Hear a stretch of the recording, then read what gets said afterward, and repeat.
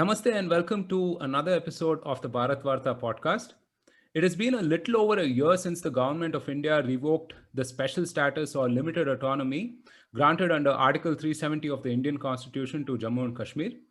Much has happened in that time. Just last week, the center notified new land laws for the region, ending the exclusive rights for locals as such. To discuss all of this and more, we have Sunanda Vashisht and Sreemoy Talukdar join us on this podcast. Sunanda is an author and columnist with family ties to Kashmir. She has written extensively about Kashmir in the media and has testified to the US government authorities on concerns of the Hindu community there. Thanks so much for joining us, Sunanda. Thank you. Thank you so much. Thanks to Bharatvaarta for this conversation. Yeah, great to have you. Sreemoy is a senior editor with Firstpost and writes on foreign policy, politics, and defense-related issues. He's a keen watcher of geopolitics in the Indian subcontinent and has written numerous articles on Kashmir as well. Welcome, Sreemoy. Thank you so much for joining us. Thanks for inviting me. All right, great to have you both. Maybe to begin things, let's start with you, Sunanda. If you could tell us what has changed in the last 1 year or so since Article 370 has been repealed. You clearly don't want to end this in 1 hour, do you? No, I mean, it's long form, so feel free. And you clearly don't want Sreemoy to come in. I am going to a very broad question, but I'm going to keep it short because a lot has happened. A lot, something that we didn't expect in last 70 years. No one did. I mean, I have gone on record on August 4th, 2019, saying that Government of India will do everything but repeal Article 370. And this is me on record on August 4th. Obviously, August 5th, everything changed. Not only 35A was repealed, Article 370 was abrogated and the state was reorganized, something that had never occurred to anyone. Of course, for Article 370, a lot of people had, including myself, we had written about it and we had said that why it needs to go, it's time for Article 370 to go. But nobody had thought about the reorganization of state in that sense, even though people in Jammu had huge concerns and Ladakh had even bigger concerns because they had been totally dropped out of the mainstream conversation in Jammu and Kashmir, and they were nowhere to be seen in the mainstream conversation in Indian mainland. So what happened was, a lot of people say historic, but this is truly historic what happened. Since then, again, and I had written an essay right after that, and I had said that this is Article 370, repeal of Article 370 was just one reform. For it to work now, that was just a constitutional thing that they had to do. But in order to make sure that the full integration of Jammu and Kashmir happens with India, a series of more reforms need to be done. And those have been consistently happening. The domicile law, which a lot of people had issues with, but even then I said the domicile law was necessary because most states in Indian Union do have a domicile law, which requires that you have to be in a certain state for a few years to be considered a domicile of that state. But look at what has happened now. Earlier in Jammu and Kashmir, you had no chance of acquiring domicility. Versus if I live in Haryana for an X number of years, I will become a domicile of Haryana. Or if I live in Chennai, I'll become a domicile of Chennai. In Jammu and Kashmir, there was no such provision. You were a domicile if you were born there, and then if you had moved out of for some reason, even Kashmiris had a lot of trouble getting domicility.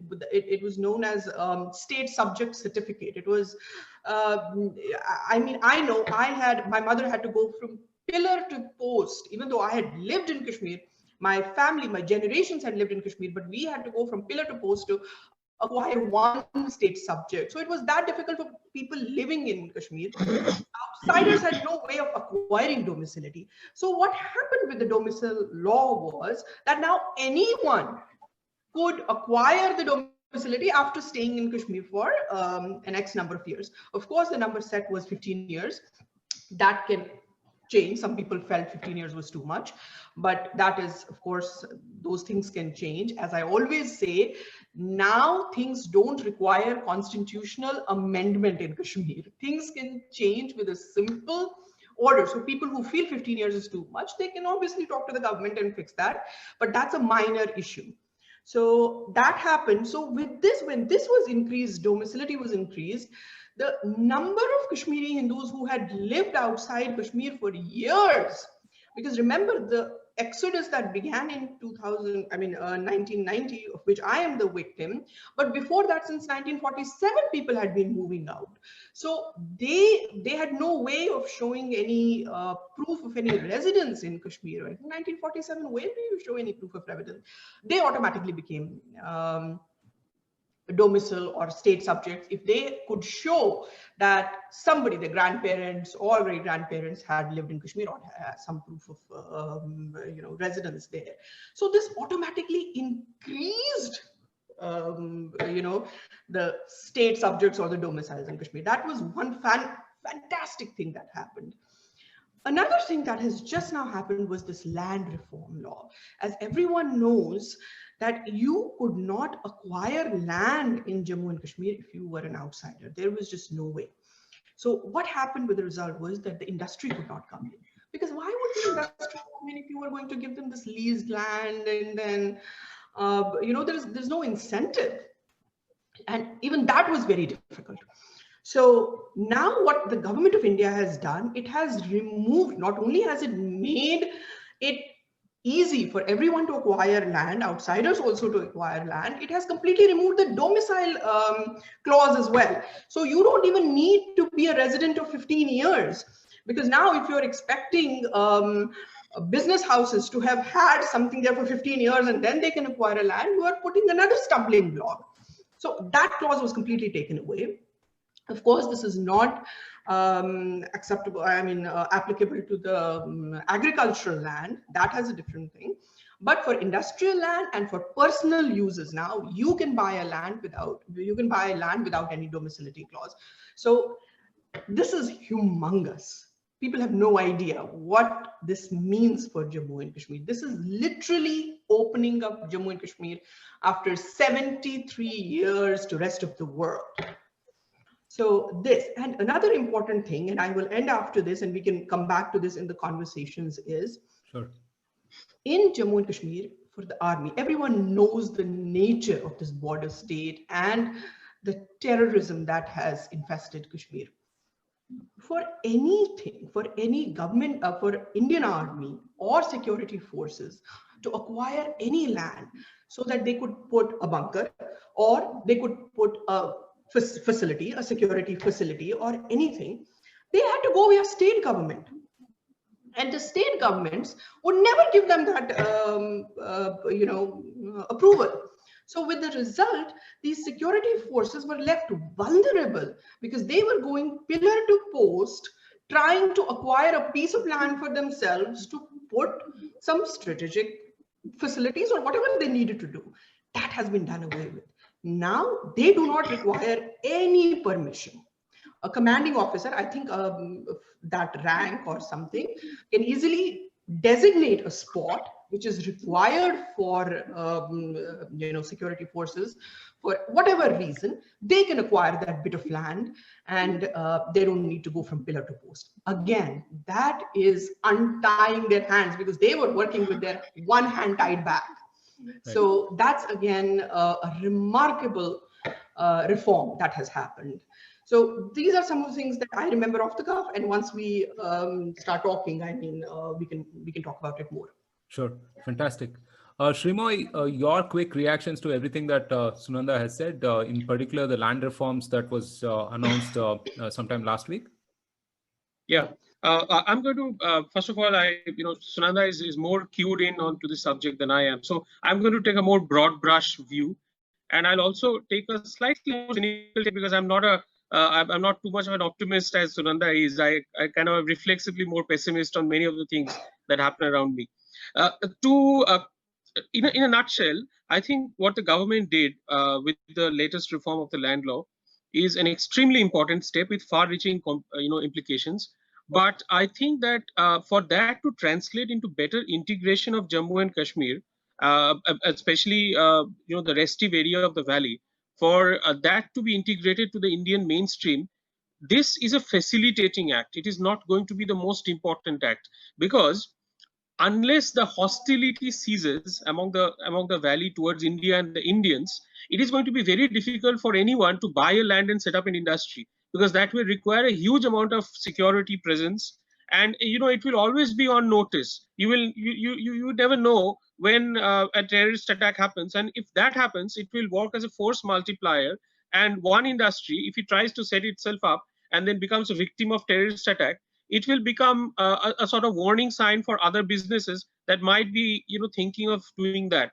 So I think while this is a very important step and we should not be under any illusions about it, I think we should also be a little circumspect about the kind of things that may happen on the ground. For instance, one of the reasons why I'm digressing a little, but this is cued on to the point that I'm trying to make. One of the reasons why the political vacuum that existed after August 5, 2019, and after the jailing of many of the mainstream political leaders, that political vacuum has still not been filled by the BJP. The government was hoping that some grassroots level political action might come up, and we might see enterprising youth taking up politics and moving up the ranks. While that has happened to a limited extent, we have a party called Apni Dal, and at the panchayat level, some movement is happening. But still, there has been no large scale shift, and obviously this will take time. I'm not saying that this can happen overnight. This will take time. But still, I do not see any movement towards that. And I think a major factor behind that is that this political vacuum exists because there is a huge amount of hostility among the people towards Indians. And that hostility has not been addressed. Now, if you ask me how to address this hostility, I would tell you that I don't have the answer. But I can tell you that this is going to be a battle of attrition. This is not going to be solved in a day. It is going to take a huge amount of time. The Indian government, whoever it is there at the center, I believe that, I think that the government that is there at the center right now, that government has a solid plan, and this plan is good. This is the kind of plan which can have a far-reaching implication, but it will have to be at it. It will have to be at the job. These incremental steps like the domicile law, the land reform law, these will have to be taken, and side by side there has to be a patient waiting game. I think we cannot expect an instant result. We are talking about generations here. Things will improve for the better, but I don't see it happening overnight. Right. Sunanda, to Sreemoy's point about politics and policy may be under change, but large-scale social reformation as such will take time, right? As he mentioned, generations for this to take effect. How do you view that in view of what some people may think as a move to change the demographics of the place as such? Let's say the recent the land laws and so on and so forth. So how do you view both of these? Okay, I will first talk about what Sreemoy said. Sreemoy is absolutely right. So what happened here was we were talking about two different issues. Jammu and Kashmir is also a terrorism issue, besides being other issues that we have, administrative issues that we had in Jammu and Kashmir. So it needed a true two-pronged effort. What was happening until now, the policy for Jammu and Kashmir, the Kashmir policy, so to speak, have been, let's try to get what they call change the hearts and minds of people before we can do anything. And that somehow meant keeping terrorism under check, or keeping terrorists under check rather. Instead of terrorism, they would keep the terrorists under check. What that would mean is the word that I never really understand why the media uses it, but so many terrorists have been whatever, liquidated or whatever. That it never makes sense to me. But what that really meant was that the number of terrorists shouldn't go above a certain critical mass, and that is all Indian government was doing. Besides sending truckloads of money. The reform in Jammu and Kashmir meant, and this meant in all successive governments, sent truckloads of money. With the result, what they had done, they had created an oligarchy. So now there were only two families or two families along with their coterie that were taking this money, or they were just filling their own pockets. Reform never came to Kashmir. And I always say this again and again. Ordinary people in the valley, including Valley and Jammu and Ladakh, never saw the benign face of Indian government, Indian state, because they were only seeing the rough and tough measures that were done for, to keep terrorism under check. But then there is also a benign face of Indian government, which rest of the country sees, but they were not seen in Jammu and Kashmir, because this oligarchy was keeping that away from people. So all you saw was crackdowns and, the tough face of the Indian government. Now that has moved. So you could not, something that you do for 70 years and does not have any results, at some point you have to say that we need to change this, because it's not delivering. So that's where we had come. It was not delivering. Sending truckloads of money and keeping terrorism in check was not delivering for India. We were bleeding, not just money wise, but also some of our best and finest get killed in Kashmir every day. And it's not for any state. There's no hope. And as long as you have strife in the country, you cannot, no matter how much you do with the economy and everything, you cannot really move to the next level as long as you have not taken care of the strife within your borders. So it was important to look at Kashmir from two different angles. So what Kashmir, Sreemoy has been saying is the terrorism front. Not much has happened on that. I agree with you. It's not like after August 5th, 2019, suddenly Kashmir is the safest place in the world. Not at all, not at all. It's no one's case that it has suddenly become safe now, or people can do business like they can do in New Delhi or Bangalore. No, not at all.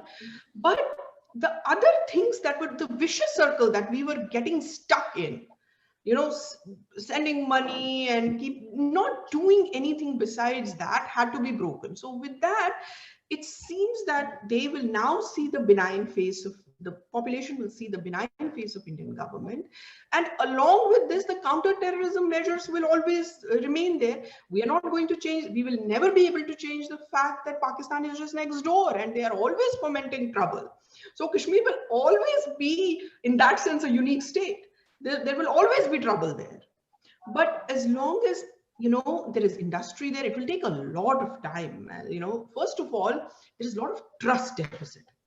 Not only amongst my community, Kashmiri Pandits, because they have seen so much, even amongst ordinary Kashmiri Muslims, there is a lot of trust deficit, because they really were told that the minute 370 will go away, Narendra Modi will bulldoze you and you will be all dead next day.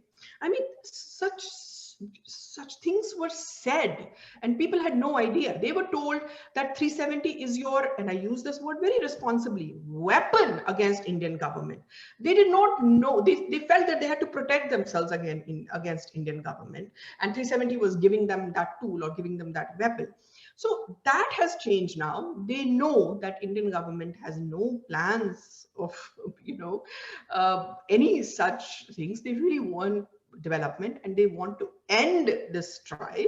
So I think the two-pronged effort, whether it will succeed or not, but it was something that needed to be given a try. All the points that Sreemoy has said, they exist, and that is the real ground reality. Anybody who goes there, if you are going to face, how are you going to get people to go there if they don't have security? But at least now we have opened it up. Earlier we hadn't even opened it up. Now at least we have opened it up. Maybe one industry, one businessman can go there. Maybe he can employ 50 people, and then maybe another 2 people in the industry. It's going to take a lot of time, but at least we have started. That's all my point is. Right.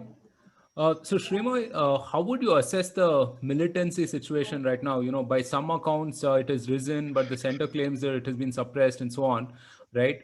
So do you think we can ever get rid of this, on the whole? That's too sweeping a question. I'll just give you two different scenarios of the militancy that existed in the 1990s and the militancy that exists now. In the 1990s, you had the militancy which was mostly exported from outside, exported by Pakistan. They tried this project inside through Jammu Kashmir Liberation Front. They pumped in a lot of money. They trained local Kashmiris. So that phase in the 1990s was a very challenging time for Indian security agencies. There was a lot of bloodshed. Some analysts believe that that phase ended by 1996. Some believe that that phase ended by the turn of the new millennium by 2000 or 2005. Now, I have no doubt in my mind that if you look at the figures, if you compare the figures of the number of militants who were killed, the number of terrorists who were killed in 1990s, and compare that to the number of terrorists who were killed in 2005 or 2012, you will find that there is a significant drop in those numbers. However, while that phase of mostly terrorism, which was sponsored by Pakistan, and it was carried out executed by mostly foreign, there were some Palestinians, there were some Chechens, and there were obviously a lot of Pakistanis who were trained by these terror groups, and they came and operated inside Kashmir. Then there is this new wave which has been happening since this decade. I'd call it, if I were to give it a sort of a figure, I would call it between 2013 and 2014, when we see that there has been a lot of a shift in focus among these terrorist groups. They are now trying to train local Kashmiris, and there's a difference here. Earlier, this training used to be done through cross-border process. As in, these people would be physically trained in Pakistan occupied Kashmir and then pushed in through the border areas, and these would be very battle-hardened terrorists, and it would take the militant security forces a lot of trouble to hunt them down. But now we find these terrorists, because of the fact that the Modi government has taken the border issue very seriously, and now it is very difficult for these terrorists to infiltrate because of the measures that have been taken, aided by technology. So now the focus has shifted to an internet-based, training of terrorists. Most of these terrorists are inspired. They are given literature. They are given manual. They are also converted into terrorism through the internet. Now this has two sides. On the one hand, this has become more difficult to, because you can physically seal off the border, but you can't really monitor the process if it turns online. So this is the challenge for Indian security forces. However, on the other end of the story, these local new militants who are coming up, and these are mostly Kashmiri boys, they are also very poorly trained because they're not getting the training they used to get earlier. So it is they're falling prey to the security forces much more easily. So this is a new challenge. I think the security forces are tuned in onto this. What I worry about, though, is the fact that the number of these local homegrown terrorists are growing up, and that is a very worrying signal for me, because it tells me that the receptiveness of militancy in Kashmir has gone up. I think that receptiveness was not there in the 90s, but Sunanda will be in a better position to talk about this thing, I think, than I am. Right. Yeah, Sunanda, on that note, can you just, talk us through some of the 3-decade history of the militancy itself in the valley, starting with late 1989 to some of the nuances that Sreemoy described right now? Sreemoy actually did a fantastic job talking about the phases of what we have seen. Adding to that, I can only add to that, when terrorism began in the unrest had been going on for a while. So unrest has always been going on. But finally, when they picked up the gun and when the official terrorism or militancy began was 1989. And that was Kashmiri terrorists. These were all Kashmiri boys who had crossed the border to POK, and they were trained there. And as Sreemoy said, their training was quite good because they were getting trained by ISI and Pakistani army themselves, the camps had been set by them, and it was a lot easier for them to, cross the border at that time. So we did see in 1987 to 89, I would say in 1987 it must have begun, but we sort of got because I was there, so we sort of got a hint of it in 1988, because all the local boys were getting, they were just disappearing, and all the local Muslim boys. So you would go to their moms, like my mom would go and ask, like, where did he go and what was his, whatever his nickname was, and she would say, where did Pintu go, where did Raju go? And they would say, oh, he's gone for training. Everybody would say training, and my mother would come back thinking that they have all gone for some engineering degree or something. So it was very common that, so and so's boys has gone for training, so and so boy, they've all, little did we know what that training meant. And by 1989, of course, a rude jolt came, and by the end of 1989, we saw what that training was. But this phase was totally Kashmiri boys getting trained. And it was only JKLF, which was, as Sreemoy pointed out, which was the overreaching militant terrorism outfit at that point. Then after that came the second phase. And this was the mercenaries from Pakistan, who were now coming, Mujahideen phase.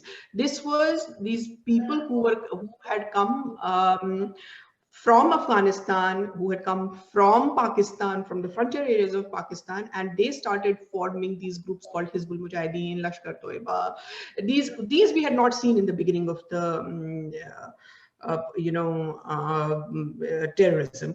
JKLF would talk about Kashmir, would talk about things, but although it was all about, we all knew that it was an Islamic uprising, but at least they were not quite calling it an Islamist uprising, even though there was no doubt in anybody's mind. The fact that the exodus of Kashmiri Hindus happened clearly made it an Islamist uprising, but they were at least a small, tiny bit of lip service to the state of Kashmir. Once Hizbul Mujahideen and Lashkar-e-Toiba and all these Pakistani groups personally started coming in, Jaish-e-Mohammed, they started coming in, then it was clearly an Islamist insurgency, and it was made clear. Everybody would remember that Mastgul episode. I'm sure Sreemoy remembers that very clearly. Mastgul episode and Shahri Sharif Mosque, when he held, when an encounter happened with him and Indian forces. Mastgul had come straight from Afghanistan. He was a battle-hardened Mujahideen. Absolutely. So then we saw that phase till 1996. And then Indian forces really got an upper hand on them with Ikhwan. Again, Sreemoy will remember that Ikhwan, that had started local, Indian army had started, arming the local people against the terrorists, and that was called Ikhwan. They were Ikhwanis. So these were local terrorism who had turned on, who were working now for the Indian state. Exactly. Indian state, and they had turned on to these terrorists. So that was another phase, and that really helped Indian forces to get a upper hand. So that continued. And then in 1996, the election, as you know, the election happened, and some kind of peace, because now they were, I always say that peace in Kashmir means two phases between violent events. So then after this 1996, there was this violent thing, and there was a little break in the time. And then the new phase started with Burhan Wani, which is exactly what Sreemoy was referring to, these internet recruited terrorists. Now, this was again local boys. So this was not as much as Mujahideens from outside. Now, these were locally trained, locally radicalized, 18 to 23, that age group. That was this thing. And they were all being recruited on WhatsApp, on Facebook. Remember, there was major this thing, WhatsApp, Facebook, and whatever, all these little internet messaging tools that are available. And that's what happened. And with Burhan Wani's killing, another phase has started, which is still continuing there, and this is the radicalization of local Kashmiri youth. Now, remember, Roshan, why this is different. When JKLF started, they had known who Kashmiri Hindus were. They had lived amongst us. They knew what was the character, a social character of Kashmir. Then Mujahideens came, they had no idea. They were only fighting the Indian state. Now this new crop that has come, these 18, 19-year-olds, they don't even know that there was a Kashmir where Hindus lived. They don't Exactly. even know that there was a Kashmir where temples existed and people prayed in temples. They don't even know of that Kashmir. They have no idea. All they have seen is war and strife. They are all post-90 kids. Now, even though they don't have training as well as the other people, as Sreemoy said very correctly, they're not as well trained because of how it has been difficult to cross border now.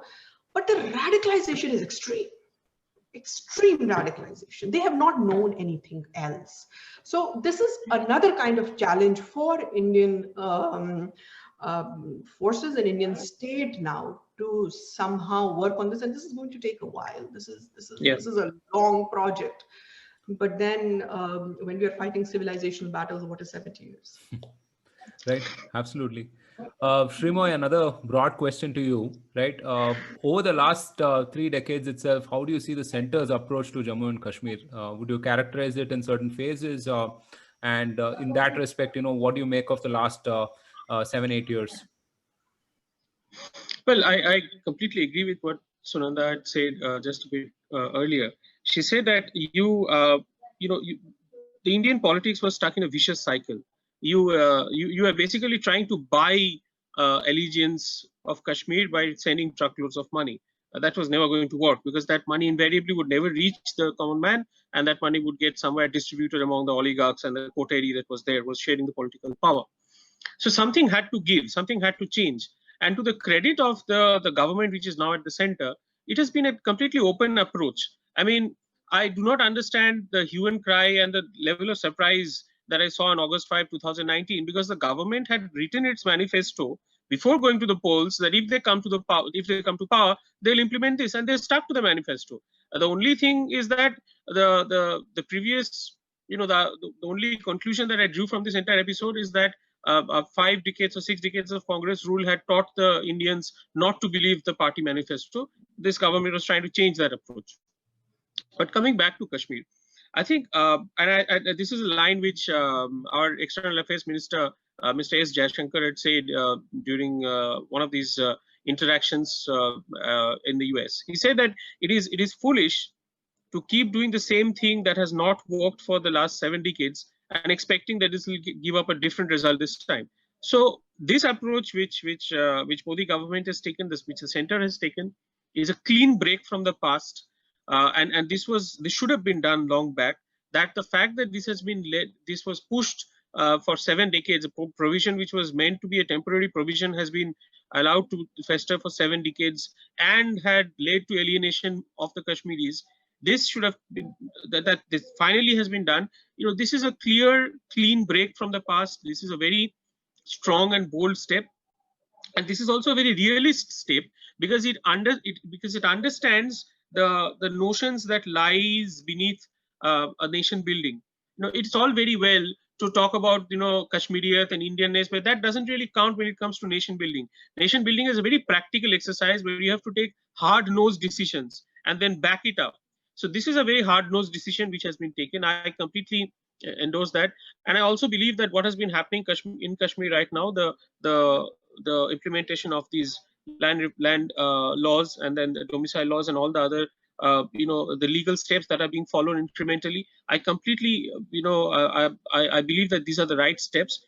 My only worry is that our political system is not like China's. In China, they have an authoritarian party system which once it takes a decision, that decision can be implemented over. They can take a decision 50 and keep implementing it for 15 years, 20 years, and even 30 years. They take 5-year plans and implement it to the hilt. But in a democracy, it becomes difficult because with the change of power, sometimes the earlier decisions that were taken, they are completely reversed. And this is not unique to India.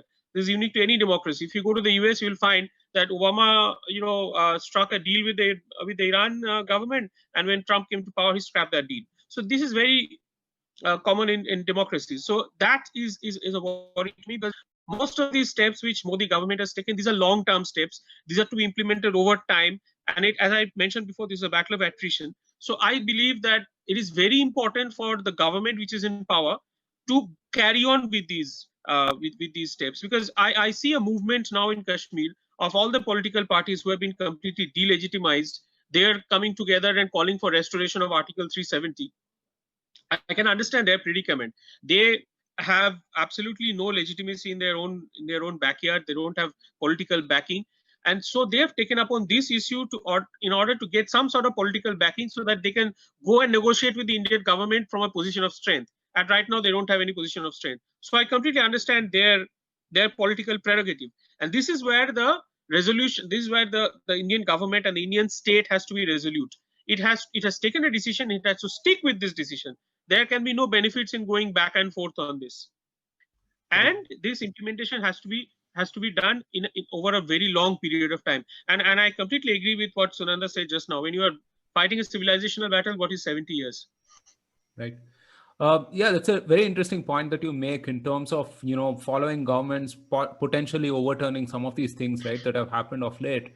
We'll revisit that. But Sunanda, there is this notion of Popper's paradox, right, or the paradox of tolerance, that roughly states that if a society is tolerant without limit, its ability to be tolerant is eventually seized by the intolerant, right? I mean, you have this, Taleb calls it the minority rule as well, right? So in that light, the Article 370 removal came with a lot of curtailment of democratic freedom and stuff. And now if you contrast that with or rather, if you look at it in the light of the systematic othering of Jammu and Kashmir over the last 7 decades, right? Do you think it could have been done any differently, or do you think the government has done what it could, in its capacity?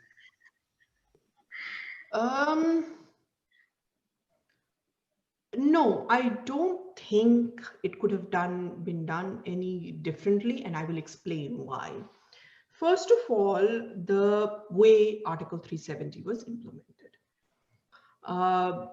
Congress, I think Shashi Tharoor and all these people, because they're also worried about the changing narrative in India now, they have gone on record saying, we have nothing against Article 370 was a temporary provision. It didn't need to be removed, but we didn't want it to be done this way. Now, here is the problem. When you say that, when you say, were you going to get, who were the representatives of Kashmiri people at this point? These two families, I mean, officially they were the representatives. You were not going to go, there was no other way to do it other than a referendum. And, referendum is not the way to go about when you are making such important civilizational decisions. A strong state has to make a decision, and this was within Constitution. It is very important to say that removal, if inclusion of Article 370 was constitutional, then removal of Article 370 was also constitutional, because the same Constitution gave you those rights to remove it also, because it was a temporary provision. So now, for people to say that, oh, we would have done it differently, I think it is what they call the majburi of being in opposition, because you have to say something. So what will you say now? You can't say the government said the right thing, so you have to say this. So, but there was you were never going to get approval from Abdullahs and Muftis for removal of 370. Let's be absolutely factual here. It was never going to happen. You were never going to be able to get, there was no way Narendra Modi government would have sat with Omar Abdullah and Farooq Abdullah and Mehbooba Mufti and told them, listen, we need to get 370 away, and thereby we will take all your powers away, and now you will not be the chief ministers, and they would approve. This was not going to happen.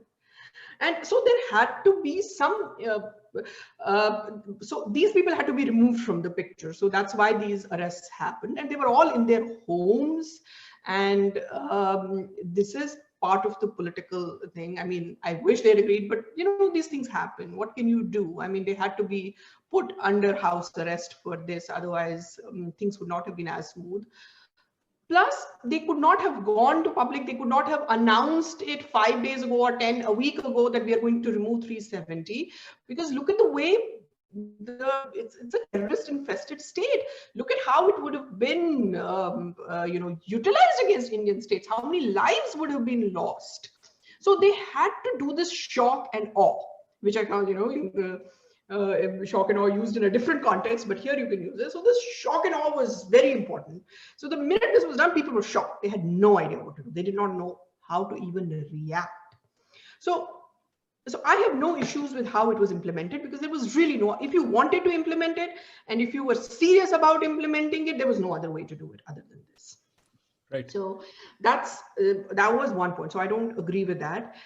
Then the phone, there's a lot of misnomer, Roshan, about what happened after 370, and this Kashmir is under siege and so much is happening, and this came from the Western press.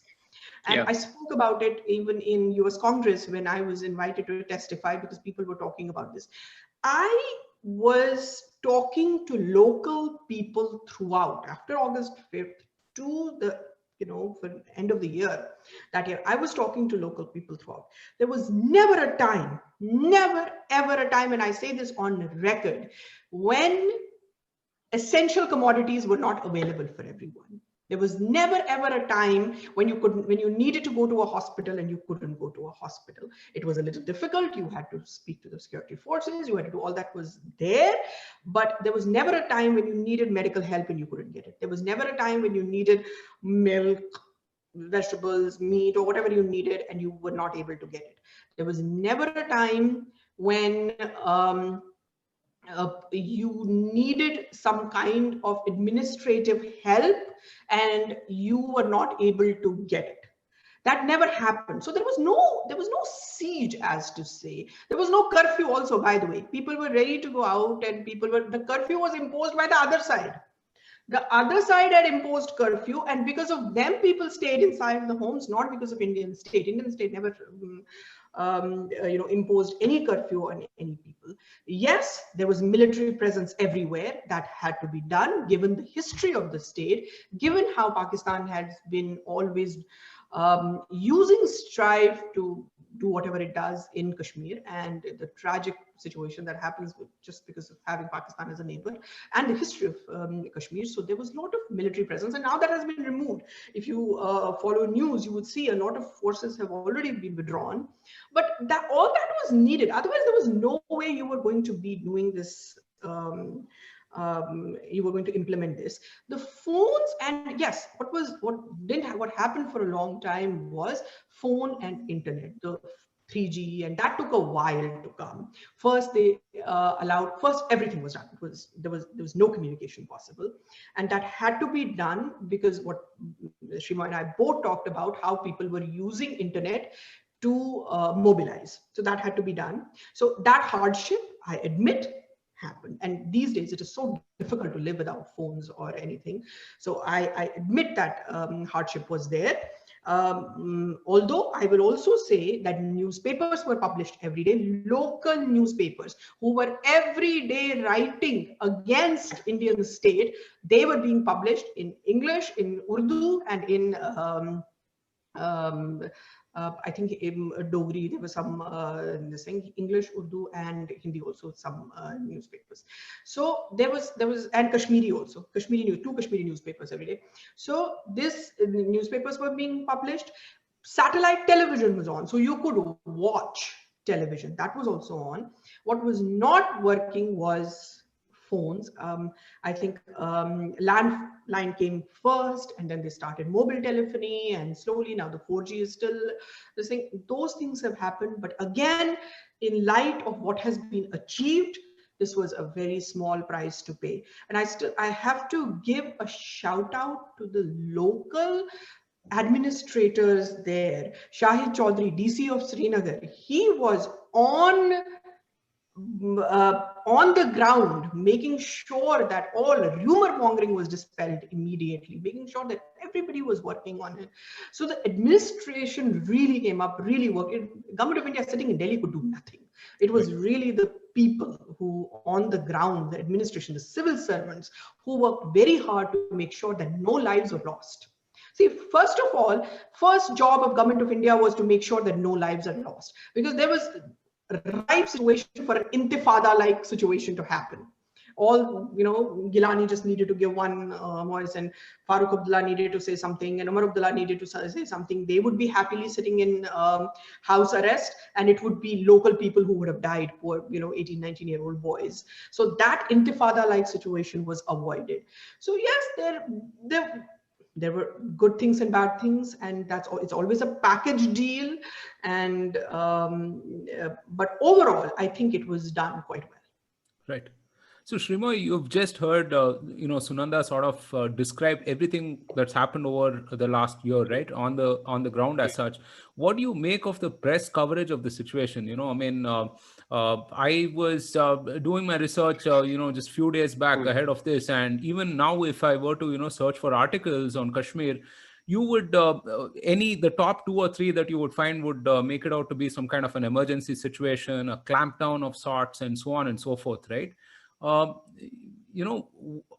That, and also coupled with sort of a unanimous mobilization of various media outlets, I would say, right? Both national and international. What do you make of the coverage itself? Well, this is actually my favorite topic, and I don't want to get started because then it'll be till dawn I'll be talking about it. But if you follow my posts on Twitter, you'll know that I'm very cynical towards the media and the way it presents itself. I do not believe that media has completely usurped its role. It has given up its role as a disseminator of information and a chronicler of events. It is now a political player, and more often than not, it is moved by ideology and not facts. So I'm not at all surprised. In fact, not just me. The Foreign Minister of India, Mr. S. Jaishankar, when he went to the US, he was faced with a barrage of questions from the Western press, and he said that Western media has become too ideological against India. So it is actually an ideological project that they're doing, and even so in the media in India, it's the same. Just because of the fact that it is mostly and even now after BJP being in power for more than 5 years, even now the media scene is almost reflexively set to the left. It is an ideological position, and they speak from that position. And from that position, what matters is not the truth, but the narrative. So then the narrative has to be propagated. It has to be done at the cost of facts. There is no objective assessment at all. And I'm not at all surprised for that. In fact, while I was researching for today's project for the podcast, I also came across a number of articles which are very far removed from reality. So it is actually incumbent upon the readers. What happens is that in the long run, the media loses its credibility, and the people who it is meant for, they take it less and less seriously, and they get their facts from elsewhere. So I'm not at all surprised by this, and I'm also not very worried, because when you lose credibility, and I'm talking about media as an institution, then your ability to move the opinion of those who are at the center or those who are at the swing also diminishes, because then people don't take you seriously. Right. So that is one aspect. The second thing about the press reporting on Kashmir, one thing is that I do believe that in the earlier stages, when the when the reading down of Article 370 happened, and there was a lot of curb on communication, there was some difficulty for journalists to go there and report from there, but still some journalists did manage to do so. Even then, we had some misinformation campaign going on, led by some Western publications, but still we had, nevertheless, some journalists were going out there and trying to give a good picture of what was happening. And I completely agree with Sunanda. The Indian government's main motto was to prevent the loss of lives. So at a time when you have taken a momentous decision with far-reaching repercussions, and which might ignite a lot of passions in a very volatile situation, putting curbs on communication was the most sensible thing to do. And it is some people will suffer due to that collateral damage, but it cannot be helped. When the larger project is to is to integrate Jammu and Kashmir, people who have alienated themselves or who have been alienated for whatever reasons with the rest of the India. When you are taking these hard decisions, these momentary uncomfortable situations will arise and they will have to be dealt with.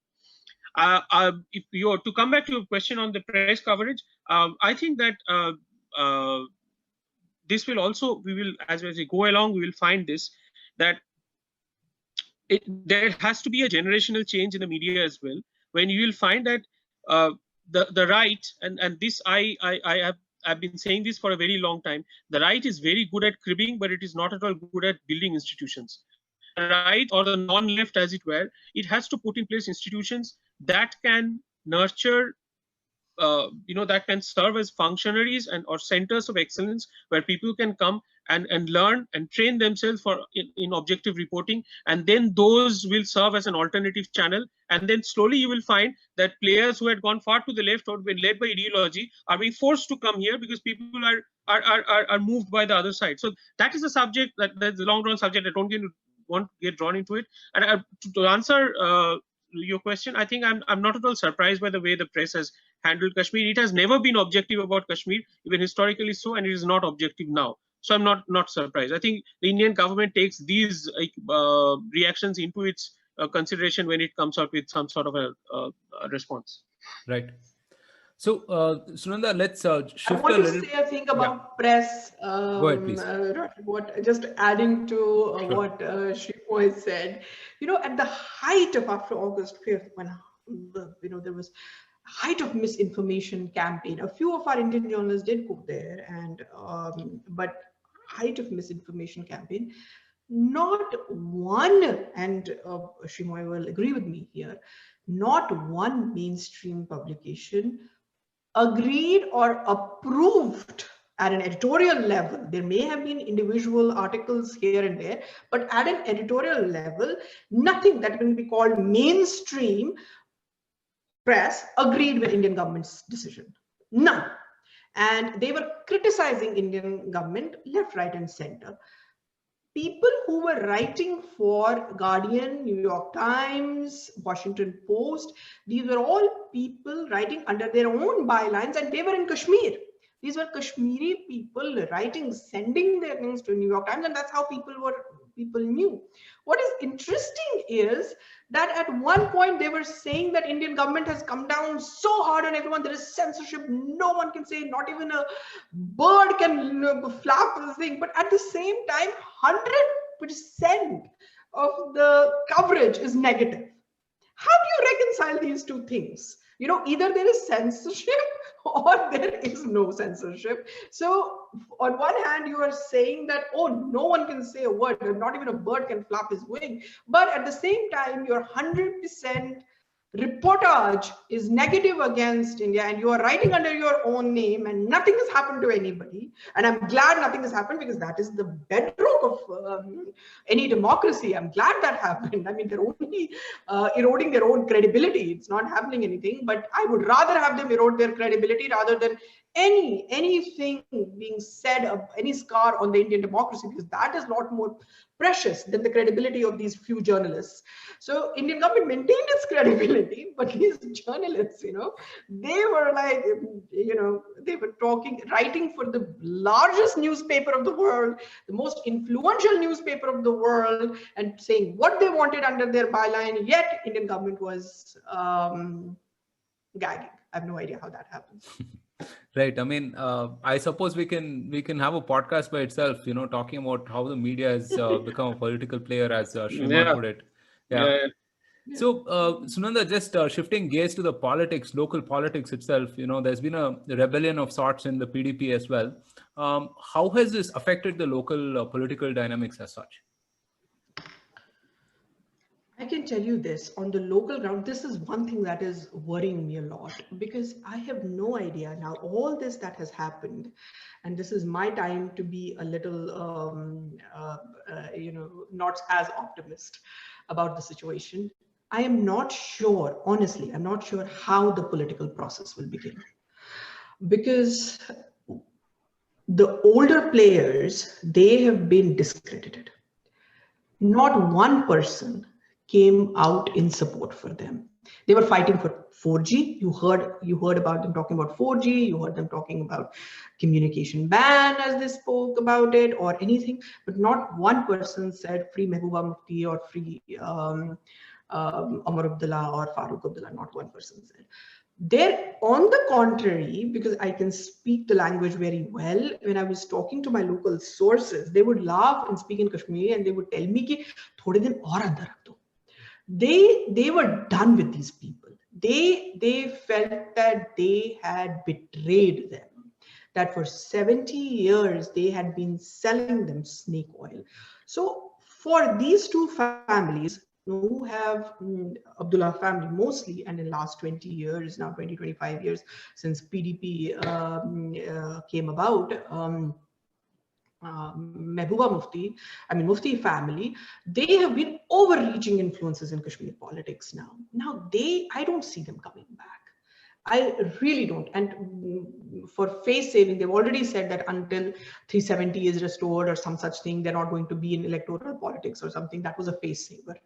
They know that 370 is not going to be restored, and statehood, which has been promised to Kashmir, is not happening anytime soon.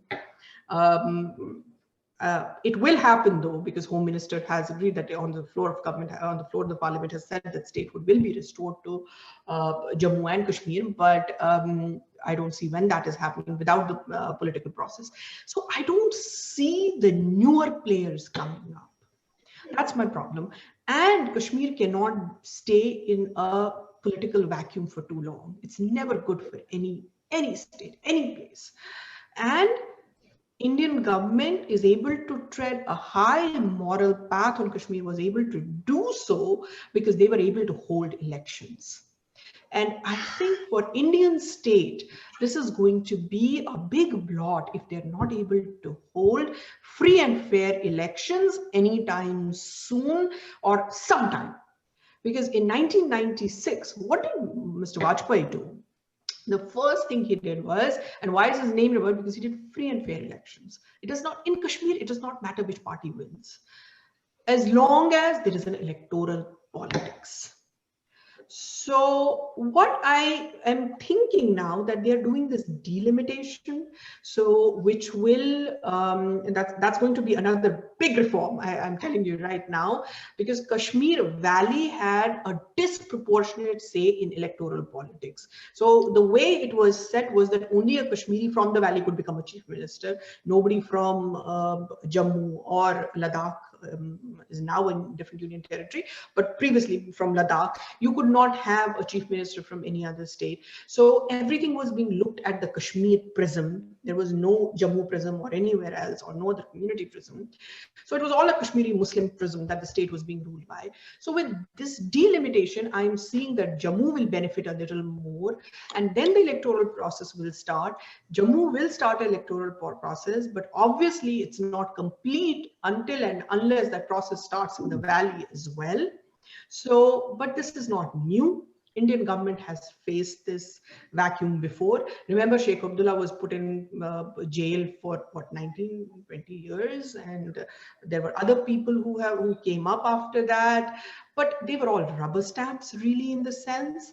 The true test of this government now is to have a political process who are not rubber stamps and who are not seen as people who have been installed by Delhi.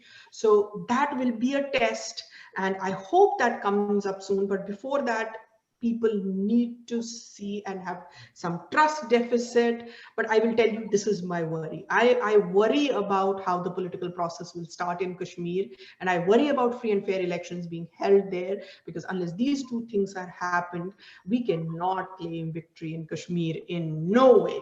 No way can we claim victory on Kashmir. Right. So, Sreemoy, there was this whole Gupkar Declaration that was signed ahead of the revoking of Article 370, right? So, what do you think of that in particular, and how will the local politicians continue to counter the government, in your opinion? You just now heard Sunanda saying that her local Kashmiri sources telling her that they are so fed up with these leaders that they were telling her that I wish they keep them behind the bars for a few more days or months. So the bottom line is that these local the three families, the 3 or 4 families that we're speaking of, they had absolutely no public support for a very long time. They had razor thin public support, but whatever little public support they had, that has now gone completely eroded. They are now leaders without any base. What happens in this very curious moment of politics in Kashmir is that these leaders who have completely no base, they are trying to regain a little bit of their credibility and little bit of their base by going to the people and telling them that, look, we know that you guys don't trust us. You have always seen us as India agents, and now that the fact that India has jailed us, our credibility now stands eroded. But the fact is that now we are going to fight for restoration of Article 370, and this is probably the only sort of line that they have, and which they have done. They obviously these few parties understand that if they are divided and if they are fighting among themselves at this point of time, they will be obliterated. So the only thing left for them to do was to come together under one umbrella, which they did through Gupkar, through the I think it's called PGAD, yeah, People's Alliance for Gupkar. That's the official name. Declaration, yeah. So that was the only thing left for them to do, and they have done that. But I actually agree with Sunanda here, and I'm very worried about the political situation in Kashmir, because there exists a vacuum, and I don't see how this vacuum is to be filled. Because leave alone these few political players, I mean, they are now they are not very consequential really in the larger scheme of things. So on the one hand, you have BJP, which wants to integrate, which wants to end the alienation of Kashmiris. And on the other hand, you have the Kashmiris who see BJP as the existential enemy. They see BJP as the enemy against whom they'll do everything to keep them away. So how do you make these two ends meet? Now, one of the things that can happen, and I think the BJP is already trying to do that, it is trying to sort of, through delimitation, it is trying to lessen the political influence the valley has over Kashmiri politics, and it is investing in the Gujjars and the Bakarwals, the tribal communities, and it is hoping that they carry some of the political weight along. And so when a political process starts, then there is actually some sort of an equanimity between the people of the valley and the tribals, who are also Kashmiris, by the way. They are every bit as Kashmiri as they are. So, but they have been devoid of their identity. They have been devoid of their legitimacy for so long. So BJP is investing in them and hoping that this thing works. But it's a long shot. I think it's going to be long before we see results on the ground. In the short term, I really don't see how. Right. I want to come back to something that you mentioned earlier, which is that, hypothetically, if a non-BJP government comes to Delhi in the next term, do you think that, Article 370 can be reinstated? Are you asking me about this? Yeah. Yeah. Well, I'm not sure of the legal provisions really. There might be some legal provisions that, if not restore Article 370, Article 370 has not been removed, by the way, it has been read down. So I'm not sure whether Article 370 can be restored in that sense legally. I'm not sure of that. But I think it will be a legal battle. It is possible that if a party which comes to the center, but on a different note, it is difficult, because Article 370 is now not just a matter of integration of Kashmir with the rest of India. It is also a political issue in the rest of the country. So whoever comes to the center, if that party tries to or even takes one step towards restoration of that article, then that party will lose its political capital in the rest of the country. So it's a very risky proposition for that party. So that way, I think this is insured against such moves. But if you ask me about which someone can file a petition, I think that can always be done. I mean, someone can file, and I think those petitions are already there in Supreme Court. If I'm not wrong, around 20 odd petitions are already there in Supreme Court. It is. Yeah. Right. So Sunanda, we're at the end of what has been a very fascinating conversation, right? We've got to explore this very complex situation from many different angles, right? And what must the government do between now and, let's say, 2024 to ensure that the payoffs continue, so to speak, in the valley, and that there is more good things coming out of the valley as such? Yeah. Number one, what the government must really sincerely do now is rehabilitation of Kashmiri Pandits or Kashmiri Hindus, as we are known. That is very important, because until and unless that isn't done, any anything that is done, any administrative measure, anything that is done in Kashmir is not completed. Exodus and ethnic cleansing of Kashmiri Pandits is a blot on Indian state, and that blot must be removed. So there has to be a way, a path paved for Kashmiri Pandits to go back. That is very important. That is number one. That should happen now, between now and 2024. Another thing is that people of Kashmir, ordinary Muslims of Kashmir, by not coming out on the streets, by not, involving themselves in any kind of violence, have also put faith in Indian state. So let's appreciate that faith. Let's take it at the face value. I agree there are a lot of hostilities. We're not going to be able to change the face of the mind, hearts of people like this. That's not going to happen. But at the face value, let's say the fact that they did not come out on streets, the fact that they did not defy anything, let's now continue. They have put some faith in Indian state that the development will come to Kashmir, that there will be jobs in Kashmir, that Kashmir will again be a place where when you wake up in the morning, you go to work, you know that you will come back to work and you will not somehow be, become a victim of crossfiring somewhere. Now let's work on those things. That's what the Indian government needs to do right now. Keep showing its benign face to the people. Not invest in any puppets. Let's not invest in any puppets this time. It is let's not invest in any Bakshi Ghulam Muhammads or any kind of those people who have. Let's learn from history. Let's find that, or Gulshas, if you remember, history will remember, those kind of people. Let's not create any kinds of puppets. Let's also really make sure that industry does go to Kashmir. It will need a lot of government intervention. It will need a lot of incentives to be given to them. Don't just say that, why is Tata's not going? And why are these people not going? Why is the other industry not going? They are answerable to their employees. They have to take care of them. Now make it possible, make it work. It's all good to make these statements, but now make it work. Give them the security. They require security.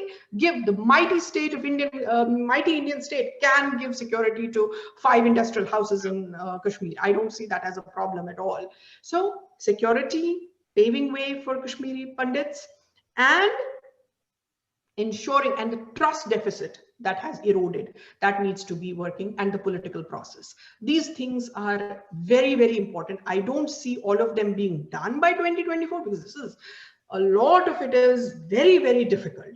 But at least let's get started on these 4 things so that people know that you are serious about integration of Jammu and Kashmir, and it was not just, an ideological promise. It was something that you are really intending to do.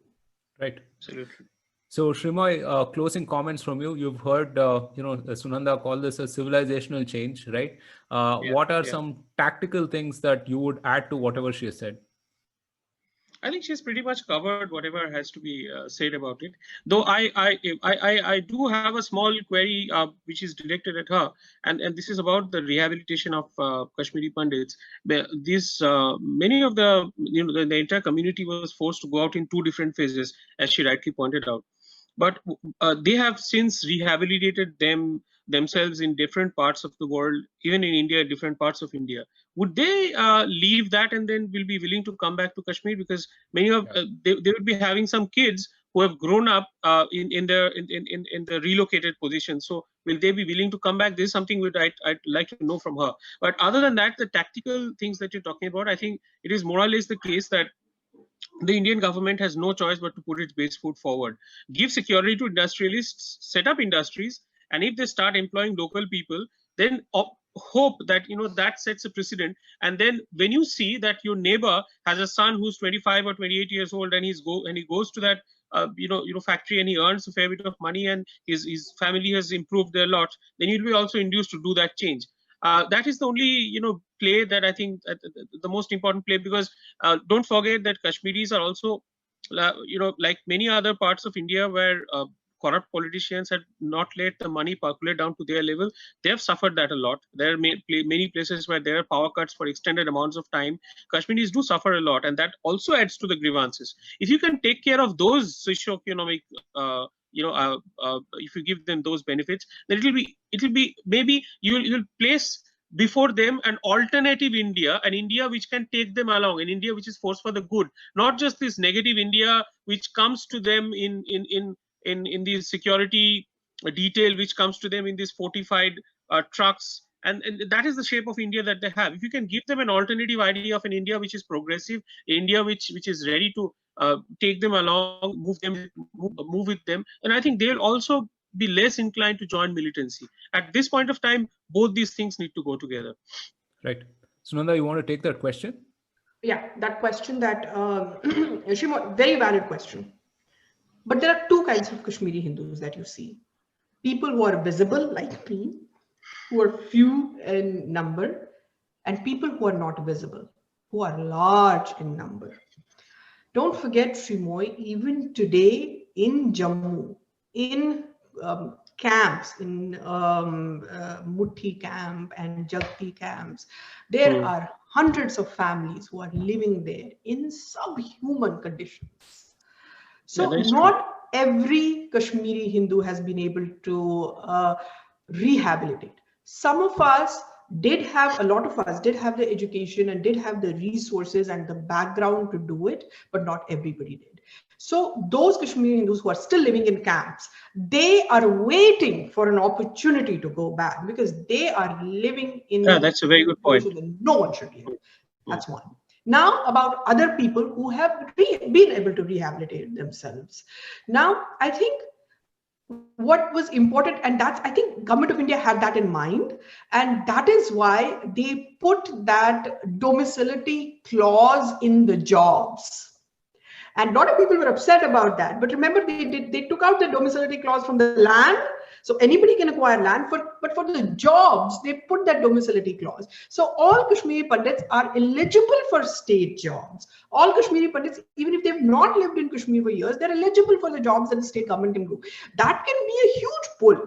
That can be a huge pull for a lot of people who want to go back because they know that they have some kind of, a lack of better word, reservation in the jobs. They would want stable jobs. So that is an incentive again for a lot of people to go. Second. Third, there is an entire generation, like my mother's generation, who are pining to go back, who are now in the winter of their lives and who have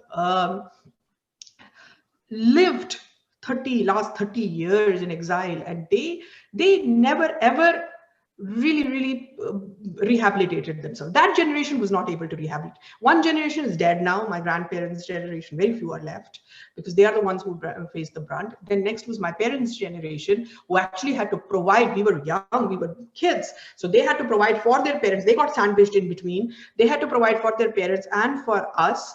So that generation, they want to go back. They want to find their homes, and they want to, as my mother says, die in peace. So for them also, it's very important. So I've already given you 3 categories who will go, and people like me who have a career outside and things. We would like to, don't put it past us. We would like to go back to Kashmir. Is an extremely beautiful place, if for nothing else. Yeah, that's home, right? That's home. That's home. Yeah, that's home. It's home for us, and everyone knows what home means. I mean, you can be wherever you want, but home is home. Yeah, absolutely. Yeah, and there's a Kashmiri singer who passed away a few years ago, and he would often sing this Hindi song and all these things, and he would say, his name was Vijay Malla, and he would say, "हमसे मत पूछिए किधर जाएंगे, थक गए हैं बहुत, अपने घर जाएंगे." So on that note, it's so poignant. It's poignant. Super. Very, that's a fantastic note to end the podcast on. Thank you so much, Sunanda. Thank you so much, Sreemoy. Hopefully things get better, and we have it was a pleasure. We have many more great things to talk about. Pleasure. Yeah, thank you, Sunanda. Thank you, Sreemoy. Thank you. Thank you. Thank you. Thank you for tuning in. This podcast was brought to you by the team at Bharatvaarta. If you liked this podcast, then don't forget to share, subscribe, and rate us on your favorite platforms. We're available on Anchor, Apple, Google, Spotify, Stitcher, Breaker, YouTube, and a host of other platforms. We started Bharatvaarta to facilitate long-form discussions on politics, policy, and culture. We don't necessarily endorse anything that was said in this episode. If you do wish to offer us any feedback on the content or anything else, do reach out to us on social media or get in touch with us on our website, www.bharatvaarta.in. The links are in the description below. Thanks again for tuning in. Until next time, stay safe, take care, and Jai Hind.